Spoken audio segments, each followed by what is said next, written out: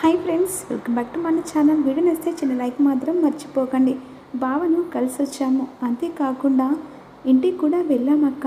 నాన్న నీ గురించి అడిగారు, ఇక ఎలా ఉందని కూడా అడిగారు. బావ ఇక నువ్వు బాగున్నావా, హ్యాపీగా చూసుకోమన్నాడు. అంతేకాకుండా బయటకు వచ్చిన తర్వాత ఇద్దరు హ్యాపీగా ఉండడానికి కూడా ట్రై చేస్తామన్నాడక్క. అంతేకాకుండా వెంటనే రిలీజ్ కూడా అవుతామన్నాడు. అదేంటక్క, బావ ఎలా ఉన్నాడు అడుగుతలేవేంటి అని చెప్పేసి ఈ విధంగా అంటుండగా, ఎలా ఉన్నాడు అని చెప్పేసి మధు అడుగుతుంది. బావ బాగానే ఉన్నాడు, ఇక ఎలాగైనా బయటికి త్వరలో తీసుకొస్తామని బావకు చెప్పాం. నీ గురించి బావ అడిగారు, నువ్వు హ్యాపీగా ఉన్నావని బావకు చెప్పానక్క అని చెప్పేసి అంటుండగా, అంతేకాదక్క నాన్న కూడా మాట ఇచ్చాడు, ఎలాగైనా పై ఆఫీసర్లతో మాట్లాడి బావని బయటికి తీసుకొస్తా అని చెప్పాడు అని చెప్పేసి అంటుండగా ఒక్కసారిగా అందరూ షాక్ అయిపోతారు. ఎట్టి పరిస్థితుల్లో సూర్య బయటికి రాకుండా నేను చూస్తాను, ఎలా బయటికి తీసుకొస్తావో అది చూస్తాను సీత అని చెప్పేసి మహాలక్ష్మి మనసులో అనుకుంటుంది. ఎలా అయితుంది బావ బయటకు వచ్చిన తర్వాత మీరిద్దరూ హ్యాపీగా ఉండడమే కావాలి అని చెప్పేసి అంటుండగా, అయినా ఎందుకు వెళ్ళావు, అసలు ఎవరిని అడిగి వెళ్ళారు మీరు, అసలు మీ పెత్తనం ఏంటి, ఇక్కడ మహాలక్ష్మిని అడిగి వెళ్ళాలని మీకు తెలియదా అని చెప్పేసి ఈ విధంగా గిరి అంటూ ఉంటాడు. ఏదో తప్పు చేసినట్టుగా అలా మాట్లాడుతున్నావేంటి అన్నయ్య అని చెప్పేసి రేవతి అంటుంది. అయినా వెళ్ళింది వాళ్ళ బావని కలవడానికే కదా, ఎలాగైనా బయటికి తీసుకొచ్చి మధుని పంపడానికి కదా అని చెప్పేసి ఈ విధంగా అంటుండగా, ఇంకొకసారి నాకు చెప్పకుండా ఎక్కడికి వెళ్ళకు రామ్ అని చెప్పేసి అంటుండగా, సరే పిన్ని అని చెప్పేసి రామంటాడు. పిన్ని నీకు ఒక విషయం చెప్పాలి. ఏంటిరా, ఇక మేము వస్తుంటే ఊరి దగ్గర శ్రీరాముల కళ్యాణం జరుగుతుందట, అక్కడ అనుకోకుండా మేము టికెట్ తీసుకున్నాం అని చెప్పేసి అంటుండగా, అసలు ఎవరిని అడిగి టికెట్ తీసుకున్నారు, మహాలక్ష్మి పర్మిషన్ లేని మీరు ఎలా తీసుకున్నారా అని చెప్పేసి జన అంటూ ఉంటాడు. అదేదో నేరం అన్నట్టుగా అలా చూస్తున్నారేంటి, అలా మాట్లాడుతున్నావేంటి అన్నయ్య అని చెప్పేసి రేవతి అంటుండు. అయినా వదిన పర్మిషన్ లేని మీరు ఎలా తీసుకుంటారు, ఇక ఇప్పటికీ వదిన ఒప్పుకోదు అని చెప్పేసి గిరి అంటుండగా, ఒప్పుకోకపోవడానికి ఏముంది ఇందులో, ఇక ఏదో వాళ్ళు నేరం చేసినట్టుగా చేస్తున్నారేంటి అని చెప్పేసి చలపతి అంటాడు. అవును ససే మేరా, ఇక మహా ఒప్పుకోదు అని చెప్పేసి అర్చన అంటుంది. అలా అందరు కలిసి అంటుండగా, నేను ఒప్పుకుంటాను, సీతారాముల కళ్యాణానికి ఒప్పుకుంటాను అని చెప్పేసి అంటుండగా, థ్యాంక్ యూ అత్తమ్మ, మీరు ఒప్పుకోరని అనుకున్నాను, ఇక రామ్ అన్ని ఏర్పాట్లు చేయి అని చెప్పేసి అంటూ ఉంటాడు. సరే పిన్ని అని చెప్పేసి ఇక అంటుండగా అక్కడి నుంచి రామ్ వెళ్ళిపోతాడు. థ్యాంక్ యూ అత్తమ్మ, అసలు ఒప్పుకుంటారో లేరో అనుకున్నాను, కానీ ఒప్పుకున్నారు మీరు అని చెప్పేసి సీత అక్కడి నుంచి వెళ్ళిపోతుంది. అయినా కొన్ని పాపాలు కడిగేసుకున్నటానికి ఇలాంటి కొన్ని చేయాలి వదిన అని చెప్పేసి రేవతి అక్కడి నుంచి చెప్పి వెళ్ళిపోతుంది. అయినా మా చెల్లెమ్మ ఇలాంటి చేసిందంటే నమ్మలేకపోతున్నాను అని చెప్పేసి ఇక చలపతి అని అక్కడి నుంచి వెళ్ళిపోతాడు. అదేంటి సీతను ఒక్కసారి అనేసరికి ఒప్పుకున్నావు ఎందుకు అలా అని చెప్పేసి అనుకుంటూ ఉంటారు. ఇక మరోవైపు మధుమితను, మధు రేపటికి నువ్వు డ్రెస్ మంచి శారీ సెలెక్ట్ చేసుకొని పెట్టుకో సరే అని చెప్పేసి మధు ఒక్కడి నుంచి వెళ్ళిన తర్వాత, ఏంటి మహా ఎలా ఒప్పుకున్నావు, అసలు సీతను దెబ్బ కొట్టడమే కదా మన టార్గెట్, ఒప్పుకోకపోతే రూమ్లో కూర్చొని ఇక కుమిలి ఏడ్చేది, నువ్వు ఎలా ఒప్పుకున్నావు అని చెప్పేసి అంటుండగా, ఒప్పుకునడానికి కారణం ఉంది. ఏంటంటే ఇక రేపు జరగబోయే దాంట్లో సీత రాము కాదు, మధుమితతో ఇక రామ్ ఇద్దరు ఆ సీతారాముల కళ్యాణం జరిపిస్తారు, అది నా టార్గెట్, అందుకే ఒప్పుకున్నాను అని చెప్పేసి ఈ విధంగా అంటూ ఉంటుంది. ఇక మరోవైపేమో సుమతి అలా హాల్లో కూర్చుంటుంది. ఈలోపు మాత్రం శివకృష్ణ లోపలికి వచ్చి అందరినీ పిలుస్తుండగా హాల్లోకి అందరూ వస్తారు. కంగారు పడకండి, మంచి విషయమే అని చెప్పేసి అంటుండగా, ఏంటండి ఆ మంచి విషయం, ఏం లేదు, ఇక చెల్లి ఊరు చూడాలంది కదా సుమతి, అందుకనే రేపు ఈ పక్క ఊళ్ళో కౌసల్యపురంలో సీతారాముల కళ్యాణం ఉందట, అక్కడికి దగ్గరలో వెళ్దాం, అన్ని ఊళ్ళు చూసినట్టుంది.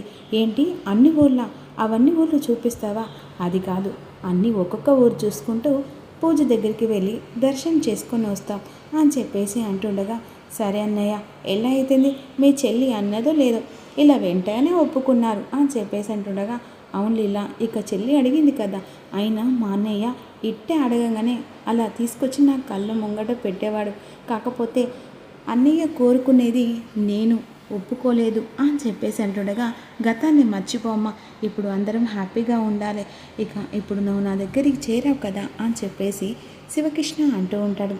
అలా అందరూ గుడికి వస్తారు. ఇక వెంటనే సుమతి ఆ గుడిని చూసి తన జ్ఞాపకాలు గుర్తు చేసుకుంటుంది. వెంటనే జనతో పెళ్ళైంది గుర్తు చేసుకుంటుంది. పంతులు గారు పెళ్లి చేసింది. ఇక అంతేకాకుండా మా ఇంట్లో వాళ్ళు పెద్దవాళ్ళు ఒప్పుకోకుంటే ఈ సీతారాములే పెద్దలే నా పెళ్లి చేసి ఇక మీరు ఆశీర్వదించారు పంతులు గారు, ఇక మేము ఏమి రుణం తీర్చుకోవాలని చెప్పేసి అంటుండగా, సంవత్సరానికి ముత్యాల దండ మీరు అమ్మవారికి ఇక అలా పెడితే మీకు మంచి జరుగుతుంది అని చెప్పేసి అంటుండగా, ఓ అంతేనని చెప్పేసి జన డబ్బులు ప్రతి సంవత్సరం పంపుతూ ఉంటాడు. ఇక ఆ జ్ఞాపకాలు వెంటనే సుమతి గుర్తు చేసుకుంటూ ఉండగా, ఈ గుడికి వచ్చాను, అప్పుడు నేను ఉన్నంతసేపు సంవత్సరానికి డబ్బులు ముత్యాల దండకు పంపించేదాన్ని, ఇప్పుడు పంపిస్తున్నారో లేరో, అయినా నా కొడుకు కూడా ఇక్కడికి వచ్చి పూజ జరిపిస్తాడు లేడని చెప్పేసి మనసులో అనుకుంటూ ఉంటుంది. ఏంటమ్మా ఆలోచిస్తున్నావు అని చెప్పేసి ఈ విధంగా అంటుండగా, అబ్బే ఏం లేదు, ఏంటి వదిన ఎప్పుడైనా ఇక్కడికి వచ్చావా అలా చూస్తున్నావు, అబ్బే ఏం లేదు, సరే పాదండి అని చెప్పేసి అంటుండగా, ఈలోపు ఇక మహాలక్ష్మి కుటుంబం మొత్తం దిగుతుంది. ఒక్కసారిగా జన ఆ గుడిని చూసి షాక్ అయిపోతారు. సుమతితో పెళ్లి జరిగింది జ్ఞాపకం చేసుకుంటూ ఉంటాడు. ఏంటి జన ఏం చూస్తున్నావు అని చెప్పేసి మహా అడుగుతుండగా, ఏం లేదు, సరే లోపలికి రండి అని చెప్పేసి అంటుండగా గుడి లోపలికి వెళ్ళిన తర్వాత అందరూ అక్కడ దేవుడి దగ్గర వాళ్ళ జంటల పేర్లు రాసి ఇక అక్కడ చెంబులో వేస్తుండగా సీత అడుగుతుంది, అసలు ఇక్కడ ఏం జరుగుతుందని చెప్పేసి అంటుండగా, అప్పుడు పంతులు గారు ఇక సీతారాముల కళ్యాణం ఆ చీటిలో పేరు ఎవరిది జంట వస్తే అలా ముంగట కూర్చొని సీతారాముల కళ్యాణం జరిపించడానికి ఆ చీటిలో ఎవరి పేరు వెళ్ళినా వాళ్ళతో అలా చేపిస్తారమ్మా అని చెప్పేసి అంటుండగా, ఓహో లాటరీ టికెట్ అన్నమాట, ఇక ఫ్రీ టికెట్ అని చెప్పేసి సీత అంటుండగా, అవునమ్మా సరే నా పేరు రాస్తా అని చెప్పేసి అప్పుడు వెంటనే సీత అను రామ్ పేరు రాసి అలా చెంబులో వేస్తుంది. ఇదంతా దూరం నుంచి మహాలక్ష్మి గ్యాంగ్ చూస్తూ ఉంటుంది. సీత అన్నీ చేసుకుంటూ పోతుంది. ఇక మన ప్లాన్ ఎలా వర్కౌట్ అవుతుంది మహా అని చెప్పేసి అనుకుంటుండగా, సీత ఏదైనా చేయని, కాకపోతే ఇక్కడ మధు రామ్ మాత్రమే పూజ జరిపిస్తారు, అది కాదు ఆల్రెడీ సీత ఒక స్టెప్ ముందే ఉంది అని చెప్పేసి అనుకుంటూ ఉంటారు. వాళ్ళు ఎన్నైనా చెయ్యని, కాకపోతే నేను చేసేదైతే నేను చేస్తాను, ఎలాగైనా దెబ్బ కొడతాను అని చెప్పేసి అనుకుంటూ ఇక్కడ జరగబోయేది మధుమితతో రామ్తో కళ్యాణం అని చెప్పేసి ఇవన్నీ ఒక్కసారిగా రేవతి చలపతి ఆ మాటలు విని షాక్ అయిపోతుంది. ఆహా ఒప్పుకున్న కారణం ఇదా అని చెప్పేసి అనుకుంటూ ఉంటుంది.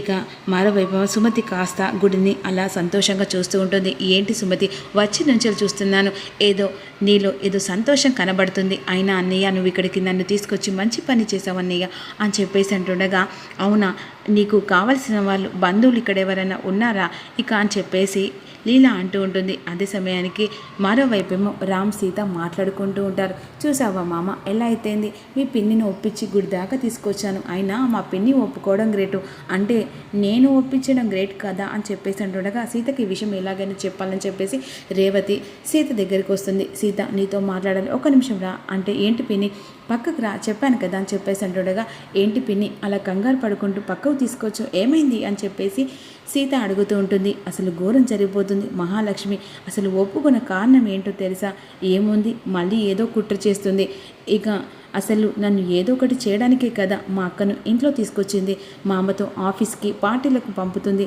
ఇక అంతకంటే పెద్ద ఘోరం చేస్తుంది మహాలక్ష్మి అని చెప్పేసి రేవతి అంటుండే. ఏం జరుగుతుంది పిన్ని, ఏం లేదు, ఇప్పుడు అసలు ఇక్కడికి రావడం కారణం, ఒప్పుకోవడం కారణం కూడా మధుమిత ఇక రామ్ పక్కన కూర్చోబెట్టి కళ్యాణం జరిపించడానికి అని చెప్పేసి రేవతి మాటలు విని ఇక సీత ఒక్కసారిగా షాక్ అయిపోతుంది. అసలు అలా ఎలా జరుగుతుంది పిన్ని, ఇక్కడ పెళ్ళైన జంటలే కదా కూర్చునేది అని చెప్పేసి సీత అంటుంది.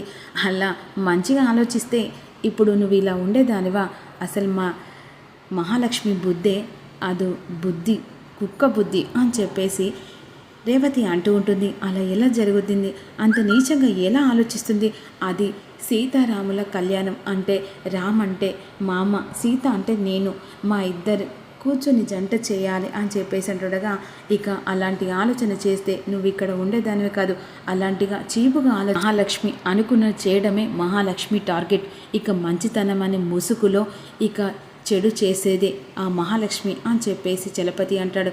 చూద్దాం మరి ఏం జరగబోతుంది. సీతారాం కళ్యాణం చేయడానికి ఎంతమంది ఇష్టపడి లైక్ చేస్తారో ఈ వీడియో ద్వారా తెలుసుకున్నాం. Thank you for watching. Please subscribe మన ఛానల్. ఒక చిన్న లైక్ మాత్రం మర్చిపో.